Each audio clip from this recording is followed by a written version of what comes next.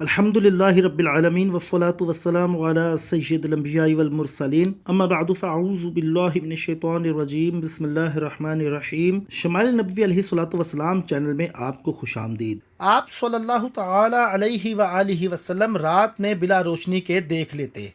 حضرت ابن عباس و حضرت عائشہ صدیقہ رضی اللہ تعالی عنہم سے مروی ہے کہ رسول پاک صلی اللہ تعالی علیہ وآلہ وسلم رات کی تاریکی میں بھی اسی طرح دیکھ لیتے تھے جس طرح دن کے اجالے اور روشنی میں دیکھ لیتے تھے۔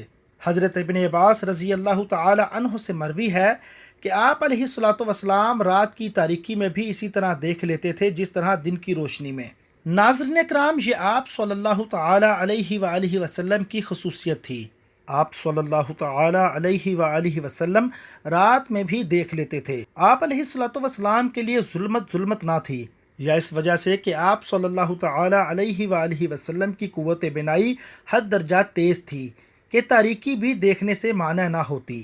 علامہ سہیلی نے بیان کیا ہے کہ آپ صلی اللہ تعالی علیہ وآلہ وسلم ثریا میں 11 تاروں کو دیکھ لیتے تھے۔ قاضی ایاز نے بھی ذکر کیا ہے کہ آپ صلی اللہ تعالی علیہ وآلہ وسلم ثریا میں 11 تاروں کو دیکھ لیتے تھے۔ ناظرین اکرام، یہ آپ صلی اللہ تعالی علیہ وآلہ وسلم کا معجزہ تھا۔ گویا آپ علیہ الصلاۃ والسلام کی آنکھیں خرد بین اور دور بین کی طرح تھیں۔ سبحان اللہ۔